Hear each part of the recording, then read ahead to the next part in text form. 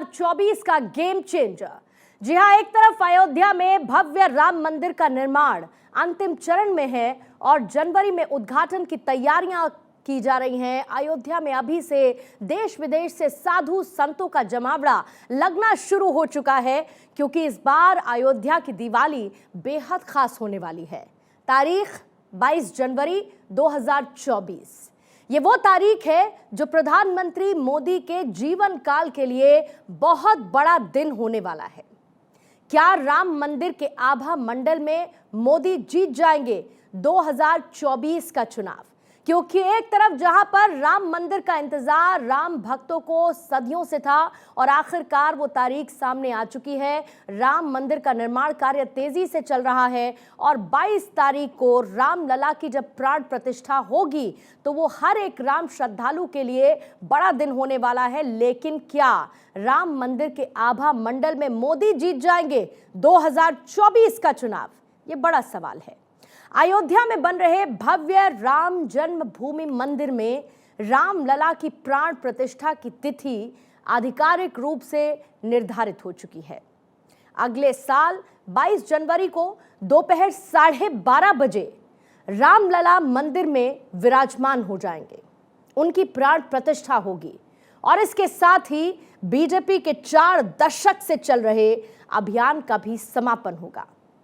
यहां पर गौर करने वाली बात यह है कि 4 दशक पहले विश्व हिंदू परिषद और बजरंग दल के साथ मिलकर बीजेपी ने सौगंध राम की खाते हैं हम मंदिर वहीं बनाएंगे का नारा दिया था। इस नारे को लेकर बीजेपी और विश्व हिंदू परिषद की बड़ी आलोचना होती थी। कांग्रेस और दूसरी विपक्षी पार्टियों के नेता तंज कसते थे कि मंदिर वहीं बनाएंगे पर तारीख नहीं बताएंगे। लेकिन अब मंदिर भी बन रहा है और तारीख भी तय हो चुकी है। अब सवाल यह है कि इसके आगे क्या? इसके आगे है लोकसभा का चुनाव। 10 दिन तक चलने वाले भव्य समारोह में रामलला की प्राण प्रतिष्ठा होगी और उसके साथ ही लोकसभा चुनाव का बिगुल भी बज जाएगा। जाहिर बात है कि इसको जिक्र करते हुए बार बार भुनाने की कोशिश होगी, क्योंकि ये बीजेपी का वादा था कि राम मंदिर का निर्माण हम वहीं कराएंगे। उसकी तारीख भी अब बता दी गई है। प्रधानमंत्री को न्योता जा चुका है। प्रधानमंत्री ने उस न्योते को स्वीकार कर लिया है और 22 तारीख को रामलला की प्राण प्रतिष्ठा में बीजेपी का सबसे बड़ा चेहरा देश का प्रधानमंत्री नरेंद्र मोदी शामिल रहने वाले हैं और उसके बाद लोकसभा चुनाव। यह भी कह सकते हैं कि रामलला के विराजमान की घोषणा के साथ ही चुनावी बिगुल भी बज गया है और यह भी तय हो चुका है कि भारतीय जनता पार्टी के लिए, बीजेपी के लिए लोकसभा चुनाव का मुख्य एजेंडा अयोध्या में राम जन्मभूमि मंदिर का निर्माण होगा। इसमें कोई दो राय भी नहीं, क्योंकि जब जब बीजेपी से इसको लेकर सवाल किया गया तो बीजेपी ने साफ तौर पर कहा कि राम मंदिर का निर्माण कराना बीजेपी का एजेंडा है। श्री राम जन्मभूमि तीर्थ क्षेत्र ट्रस्ट के सदस्य जिस दिन प्रधानमंत्री नरेंद्र मोदी को प्राण प्रतिष्ठा समारोह में मुख्य अतिथि के तौर पर शामिल होने का न्योता देने के लिए पहुंचे, उससे ठीक एक दिन पहले यानी कि 24 अक्टूबर को विजयादशमी के मौके पर राजधानी दिल्ली के द्वारका इलाके में पीएम मोदी ने रावण दहन से पहले अपने भाषण में कहा था कि आज हमें सौभाग्य मिला है कि हम भगवान राम का भव्यतम मंदिर बनता देख पा रहे हैं। अयोध्या की अगली रामनवमी पर रामलला के मंदिर में गूंजा हर स्वर पूरे विश्व को हर्षित करने वाला होगा। राम मंदिर सदियों की प्रतीक्षा के बाद हमारे लिए धैर्य को मिली एक विजय का प्रतीक है। साथियों, आज हमें सौभाग्य मिला है कि हम भगवान राम का भव्यतम मंदिर बनता देख पा रहे हैं और अयोध्या की अगली रामनवमी पर रामलला के मंदिर में गुंजा हर स्वर पूरे विश्व को हर्षित करने वाला है। वो स्वर जो शताब्दियों से यहां कहा जाता है, भय प्रगट कृपाला, दीन दयाला, कौशल्या हितकारी।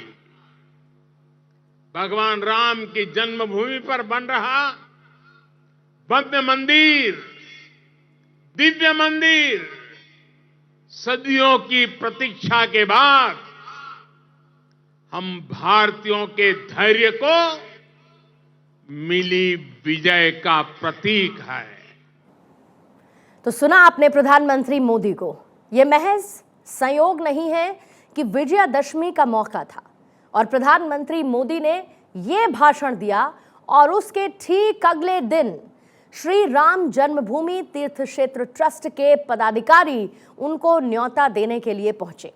वो तस्वीरें भी आपको याद होंगी जो प्रधानमंत्री मोदी की तरफ से जारी की गई थी उस मुलाकात के दौरान की, जब उनको रामलला की प्राण प्रतिष्ठा के कार्यक्रम में शामिल होने के लिए न्योता दिया गया, क्योंकि इस कार्यक्रम में प्रधानमंत्री मोदी की भूमिका मुख्य यजमान की रहने वाली है। इसी तरीके से यह भी संयोग नहीं है कि पीएम मोदी के भाषण से कई घंटे पहले नागपुर में आरएसएस की विजयादशमी रैली में संघ प्रमुख मोहन भागवत ने भी राम मंदिर निर्माण का जिक्र किया और यह कहा कि अयोध्या में भगवान राम 22 जनवरी 2024 को मंदिर में प्रवेश करने वाले हैं। गर्भगृह में रामलला का अभिषेक किया जाएगा और इसीलिए शायद यह भी कहा जा रहा है कि यह सपना बीजेपी और आरएसएस का था जो अब साकार होने वाला है, जिसका इंतजार खत्म होने वाला है। उद्घाटन के दिन वहां पर हर किसी का पहुंच पाना संभव नहीं हो पाएगा, इसीलिए जो जहां है वहीं के राम मंदिर में कार्यक्रम का आयोजन करें, इस बात की अपील उस कार्यक्रम के जरिए भी की गई। ये हर दिल में मन के राम को जगाएगा और मन के अयोध्या को सजाएगा। समाज में स्नेह, जिम्मेदारी और सद्भावना का माहौल बनाएगा। जरा आप सोचिए, संघ प्रमुख मोहन भागवत और प्रधानमंत्री नरेंद्र मोदी दोनों ने ही विजयादशमी के भाषण की मुख्य थीम के तौर पर अयोध्या में राम जन्मभूमि मंदिर के निर्माण का जिक्र किया। प्रधानमंत्री ने सदियों की प्रतीक्षा के बाद रामलला के अपने जन्म स्थान पर बने हुए मंदिर में विराजने की बात कही। यह अपने आप में इस बात का संकेत है कि अगले साल होने वाले लोकसभा चुनाव में बीजेपी के प्रचार अभियान का मुख्य एजेंडा राम मंदिर होने वाला है। असल में अपने स्थापना के समय से बीजेपी के लिए राष्ट्रवाद और हिंदुत्व का मुद्दा मुख्य रहा है। इसमें राष्ट्रवाद का प्रतीक मुद्दा जम्मू कश्मीर से आर्टिकल 370 को एब्रोगेट करना और हिंदुत्व का प्रतीक मुद्दा अयोध्या में राम मंदिर का निर्माण था। और यही एक वजह रही कि इस पूरी कोर्ट कचहरी की लड़ाई में कोई राजनीतिक बयान नहीं आया, लेकिन जिस दिन ये फैसला आया उसके बाद बीजेपी का हर्षोल्लास, आरएसएस की खुशी या हर एक राम भक्त का एहसास देखने लायक बनता था, क्योंकि राम मंदिर के निर्माण को मंजूरी मिल चुकी थी।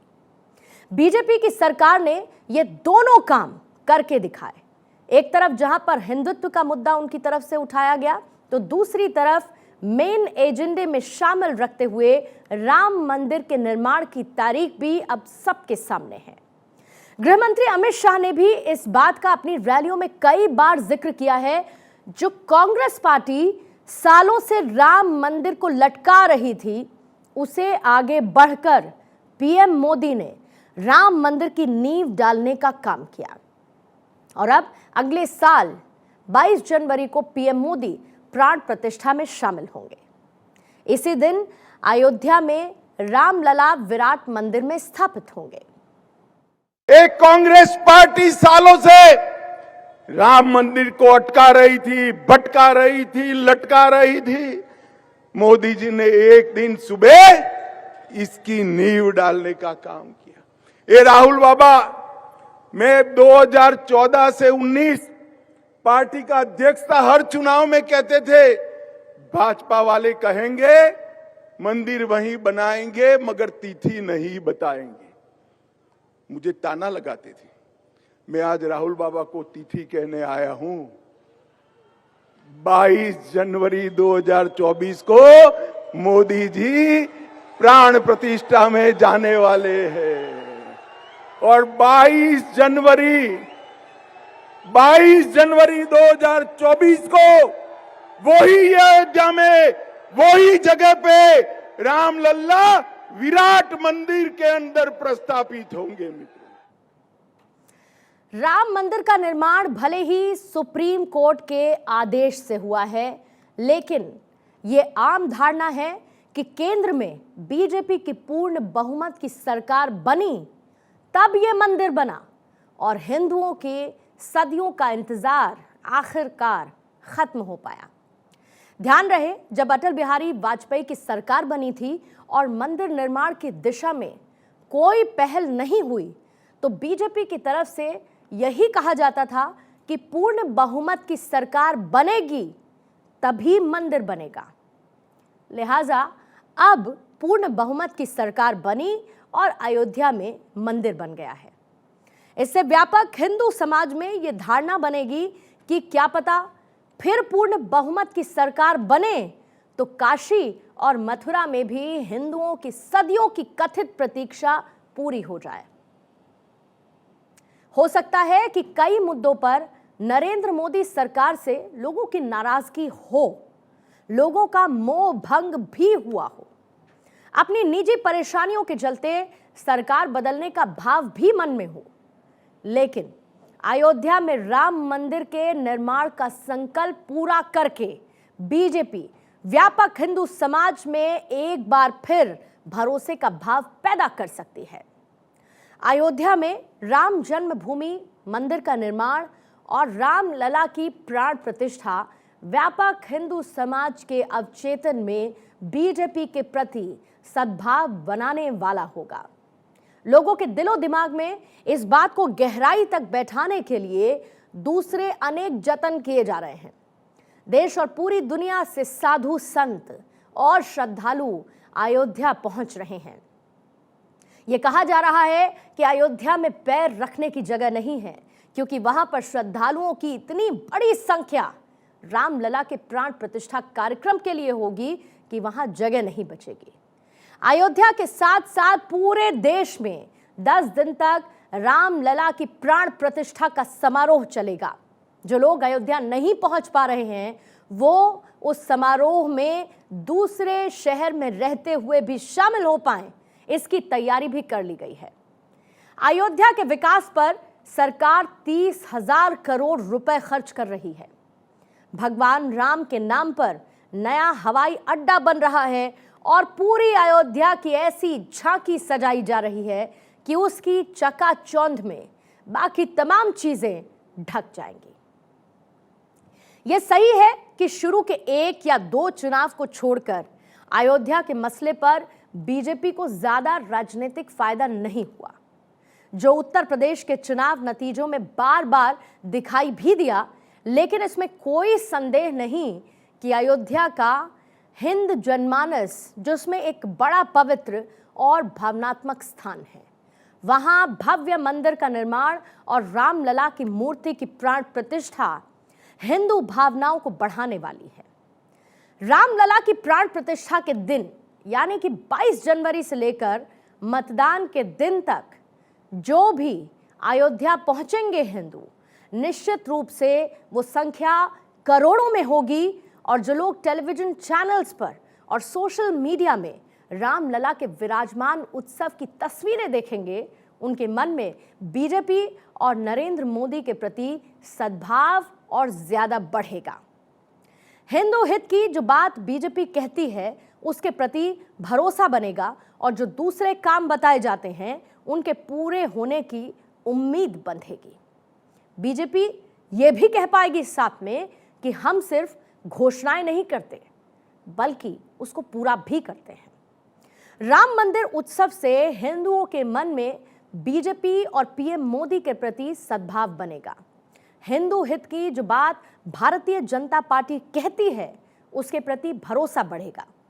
बड़े स्तर पर हिंदू जनमानस को प्रभावित करने वाले इस मास्टर स्ट्रोक से जातीय गणना और आरक्षण की विपक्षी राजनीति का एक बड़ा काउंटर नैरेटिव स्थापित होगा और बीजेपी इसकी मदद से सामाजिक और राजनीतिक स्तर पर हो रहे बदलावों का चक्र वापस घुमाने की कोशिश करेगी। अवधपुरी मम पुरी सुहावन, उत्तर दिसभर सरजू पावन।